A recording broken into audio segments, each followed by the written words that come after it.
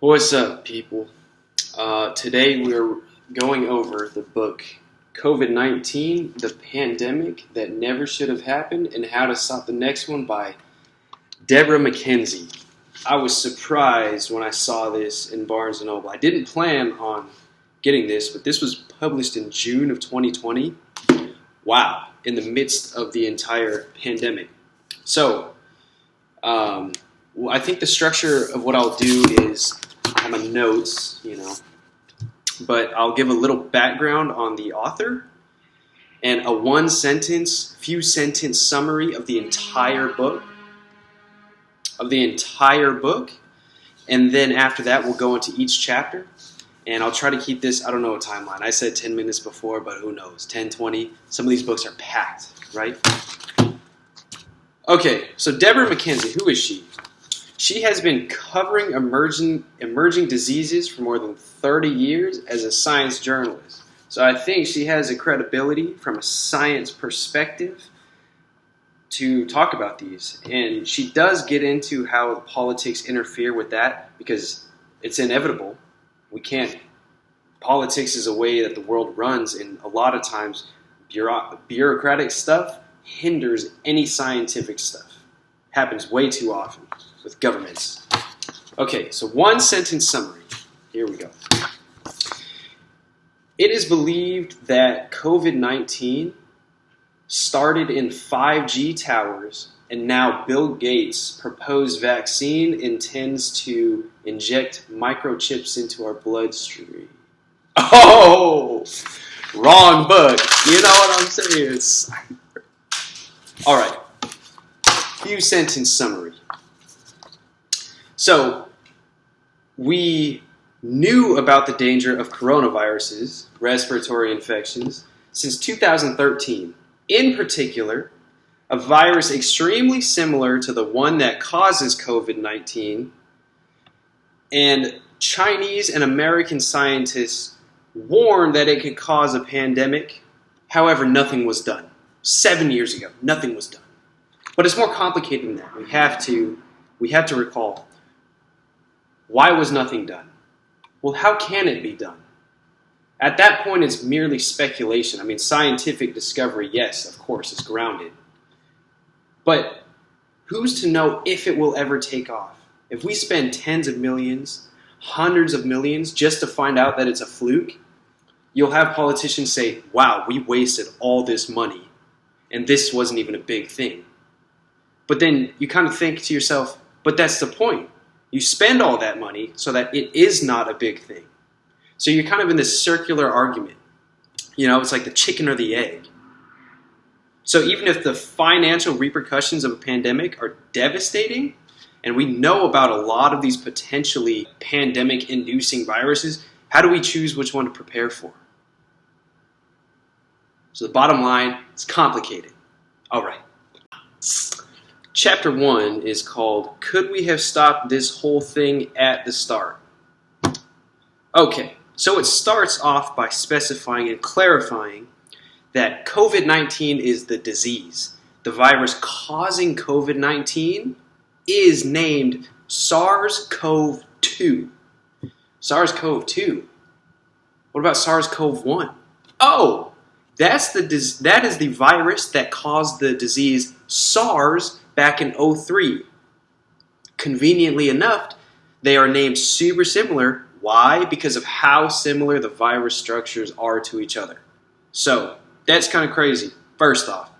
Okay, so getting into it a little bit, kind of into the timeline of things. So, there's this online portal called ProMed, Program for Monitoring Emerging Diseases. And it's for scientists to directly upload stuff that they have seen that might be of interest to other epidemiologists or infectious disease people, because you can't monitor the whole world. Everybody has to kind of collaborate. So this is kind of a portal, a hub, right, of scientific papers. Reports of undiagnosed pneumonia in Wuhan appeared on there on December 31st, and it had a link. Everybody, they said, visited some kind of wet market, which is a market with live animals and stuff like that. Kind of nasty, probably not the most sanitary you can imagine. So on January 7th, China announced that a coronavirus caused it. Now I say a coronavirus. There are hundreds of coronaviruses, many of which cause the common cold every year, but we are immune to those because our body has seen it before, and they're not as intense as SARS-CoV-1 or CoV-2. So January 15th then, Japan sees a case. These people have not been to a wet market in China. They had been to China, but they have not been to the wet market. But China says that there's no clear evidence of human-to-human transmission. You will learn later that actually they did know about it. They just were kind of suppressing that information for fear of a bad rap on China, on themselves. Because SARS is still lingering. They're still kind of, they don't want to have a bad rap for the whole world to blame them for all this, which is understandable, honestly. On January 18th, a particular neighborhood in Wuhan had a Guinness World Record-breaking size potluck of 40,000 people. And that actually happened. January 18th, 40,000 people. And they let that happen because they believed that human-to-human spread was very limited. Crazy. All of a sudden, January 20th, you see cases in China, Japan, Thailand, South Korea. Finally, China admits that the virus is contagious between humans after censoring many doctors who've been saying that. So on the 22nd, Wuhan announced it will be locking down starting 10 a.m. on January 23rd, so the day before. Unfortunately, Lunar New Year, the biggest holiday in Asia, was 3 days away. So people had already dipped out, and then learning about this, they dipped out even quicker. So geographic mobile phone data, yikes, they didn't give a deuce. They're tracking you. They found that 4.3 million people left Wuhan between the 11th of January and the 23rd. Oh, wow. So, too late for that. But it was estimated that if the same control measures were put into place 1 week earlier, they could have prevented about 67% of the epidemic. At the time, it was an epidemic. Not local, but not worldwide. So the idea is that maybe you don't actually stop the spread. You don't stop it, but we slow it so that hospitals can take on these patients. Flattening the curve, as is the term that was used by politicians who all of a sudden turned into mathematicians. You know what I'm saying? So bottom line, China delayed their info. And as I said, it's probably because SARS back in 2003, it was still soft in the hearts, which is understandable, but no excuse. Honestly, that's politically driven. But their subsequent massive lockdown bought everybody time, and they showed what worked, social distancing and lockdown. But we didn't act until what? Late March, April? For example, France had a 35,000 people gathering on March 7th. It was like a Smurf party, everybody dressed up as Smurfs. So basically, this thing spread faster than the governments moved.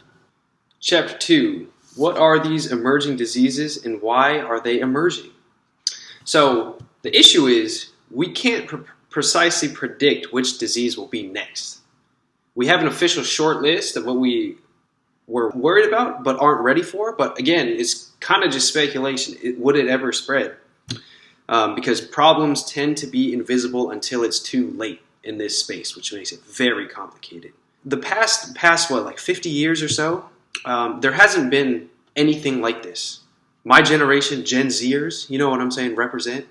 We've never even really heard of this. We've heard it in the history books, but nothing that we've actually experienced.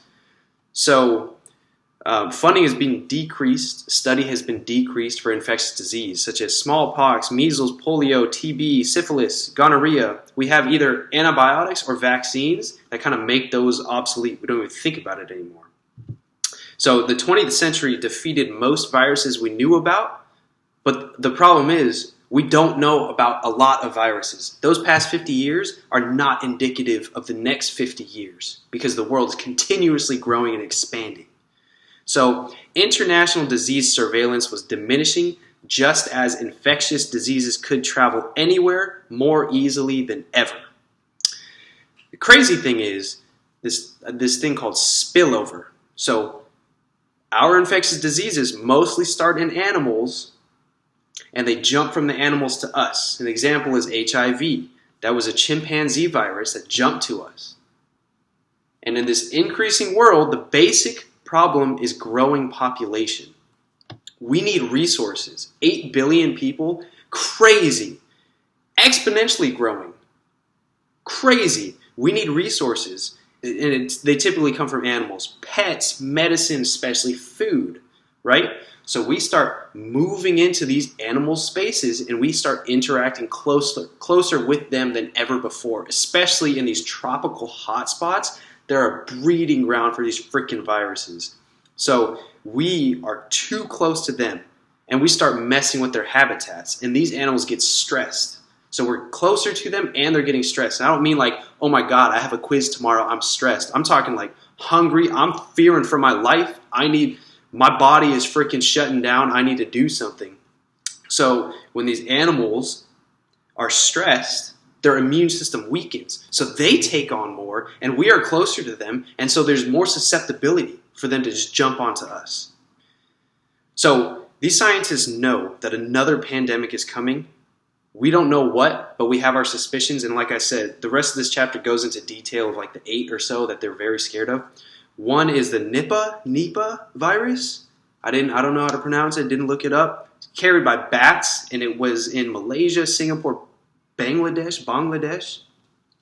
And it started because of what I'm saying. The bats had nothing to eat over in Malaysia because of the El Nino drought. And also because of like fires started. So basically we're screwing up their habitat. So they had to come to some farms to get some food. They would drop those food halfway eaten on the ground. Pigs, being the savages that they are, freaking ate the fruit. Then those caring for those pigs got sick. And then we saw a death rate up to 75% in 2001. 75% death rate.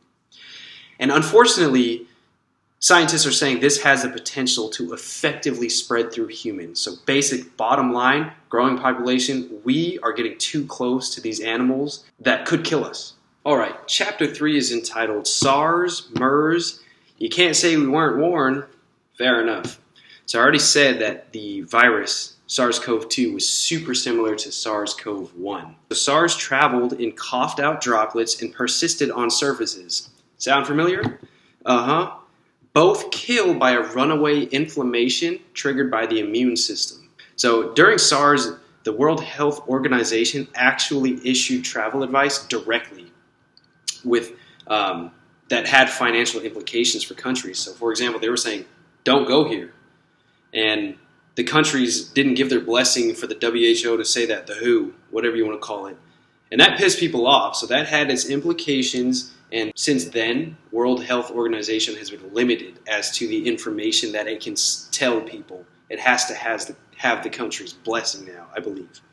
So, similar with COVID, China downplayed SARS at first, then cracked down hard on it. But they have since implemented an automated alert system so that this information would be shared. But unfortunately, that was sidelined during COVID, as I said before, probably to prevent a bad rap for themselves, which is terrible.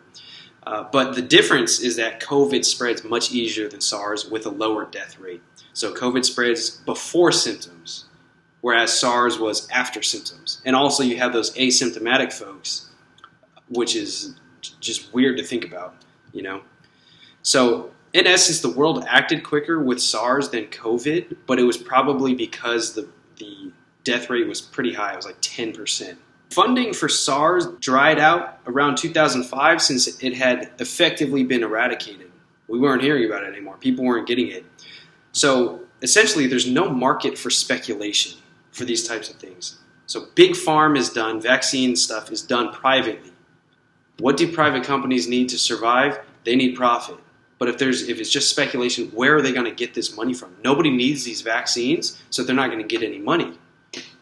So this is just kind of how our capitalism works.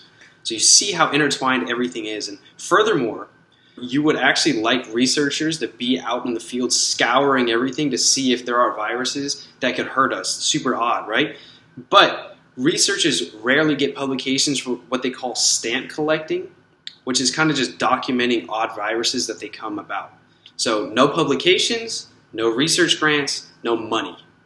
Seems to be a continuing theme about this money thing, huh? Chapter 4 is entitled, Don't Blame the Bats. Very interesting title because it seems like the whole time she's telling us bats carry diseases, let's stay away from them. So perhaps she's saying, don't blame the bats, blame us because we are intruding on their habitats and interacting with them in ways that we should not.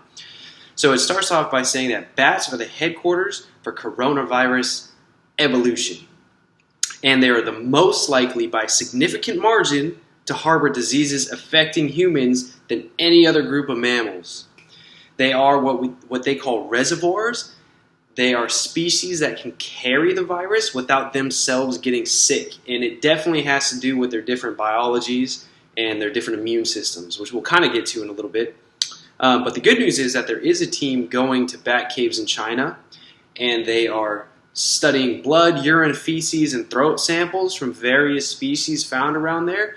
And the findings are analyzed and mapped to try to predict potential disease outbreaks. So how did we get this? We believe we got it directly from bats because it didn't seem to evolve much when we found a very similar strain in bats itself. But at the same time, it's pretty hard to get something directly from bats. So how did these two things happen? They don't think it's necessarily from eating bats. I know there's these things about bat soup and stuff like that, but that's not really widespread throughout China. It's kind of like a delicacy that only the rich people take part in. But the bigger thing could be TCM, traditional Chinese medicine. So apparently dried and powdered bat feces from horseshoe bats, which harbor these coronaviruses, are actually used for eye treatment. So they'll probably dissolve it in some kind of liquid and you actually, like eye drops, slap it into your eyeball. Just so happens that coronavirus has receptors in your eyeball. So if you're dropping bat feces straight into it, you can get it. And I guess the hope is that when you dry these feces, it'll kill the virus, but who knows, maybe not all the time. Because it's definitely found in fresh horseshoe bat feces. But maybe even more likely than that, the people who interact with the bats directly, capture them, and actually are touching their feces and drying their feces, maybe these people got it directly. And then when they went to the wet market, they probably had it, and then the wet market, it's like a bar. Everybody's just so close and can easily transmit to each other. So why bats? Why do they harbor so much? Like I said earlier, it has to do with their biology and the way their immune system is built. So their immune system is built by not letting the virus into their cell at all. Our immune system lets the virus in and then tries to fight it from within.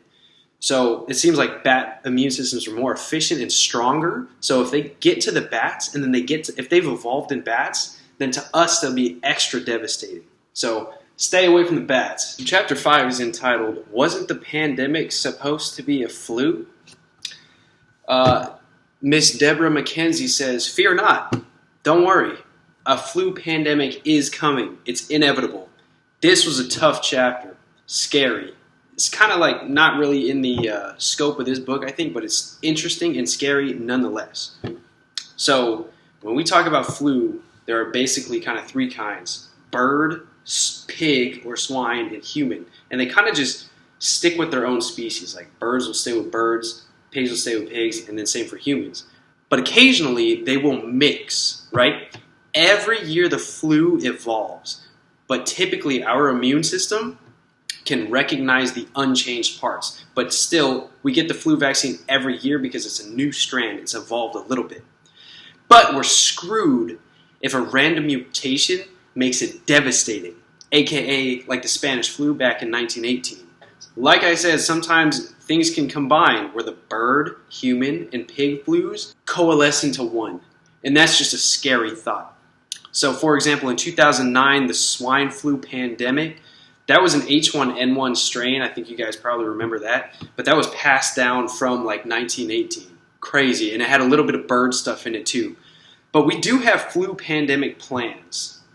Why didn't it work for COVID? Because they're different. So the courses of action for COVID, we learned the hard way that containment works. But in the flu spreads way quicker than COVID, so that didn't work. So we didn't even know about that until we tried it out. The scariest part about this chapter is when they start talking about this H5N1 strand that has been in circulation, typically in chickens, poultry, for 16 years. And the way that they contain it is just kill the chickens that have it. But even when they try to vaccinate these chickens, that can have some repercussions that you wouldn't even think of, because the vaccine will actually allow the virus to still circulate at lower levels. It won't give itself away because the chicken will not have any symptoms, but it's still there. And what's scary about that is that it can harvest a place for the virus to evolve more, and that gives it a better chance for it eventually to be able to jump to us. And we've seen outbreaks in chickens as recent as February and March of 2020, which is nuts. And the scariest part is that a virologist did a study in ferrets, because they are the most similar to us, I guess. And it only took 5 mutations for this flu strain to be able to pass between ferrets, and they all died. Chapter 6 is entitled, What Do We Do About Disease?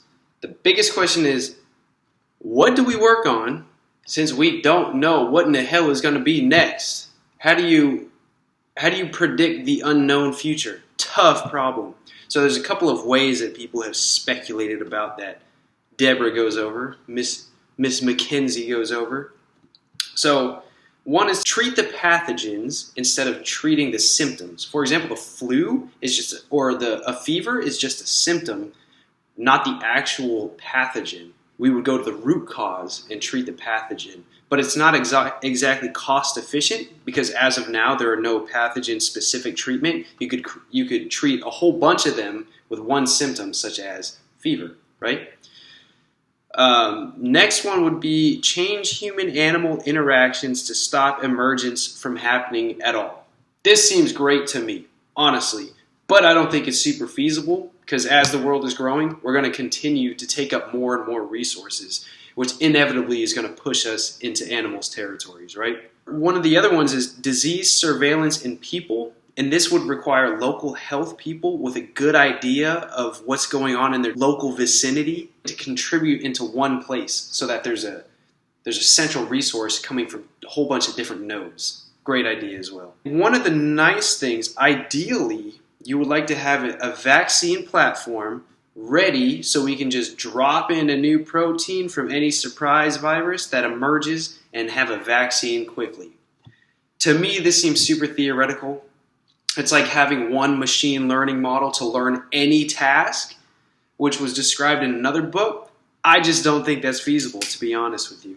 Another thing to consider is the increasing antibiotic resistance that our bodies are building because we are improperly using them. One of the examples is that when you give cattle, pigs, poultry antibiotics to make them grow quicker, that directly contributes, science just shows, according to Debora, that contributes to our antibiotic resistance in bacteria that cause human infection, from farm to fork type thing. So perhaps needless to say, if you are not already vegan, antibiotic-free, gluten-free, wheat-free, soy-free, dairy-free, cardboard eating, lettuce eating, you should probably consider doing that now. So the last thing that's very important is that there's a political part to all of this. Science is great, but science is about finding out. We need to take action, which is the government's part.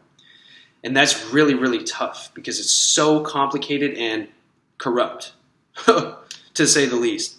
So one of the things is looking for funding. Can the government provide funding for medicine, tech, and research? Would you like to see your tax dollars go to that? I don't think I would mind too much because theoretically it would be used for the good of humanity, even though that's usually not the case. So bottom line, preparation is cheaper than reparation. Very tough problem though. Chapter 7 is called Things Fall Apart. So this has to do with the world becoming ever more interconnected into an inconceivably intricate network. Wow. Comes with layers of dependencies, dependency upon dependency, right? And so what happens then, if one node fails, there's a devastating domino effect that propagates through everything else.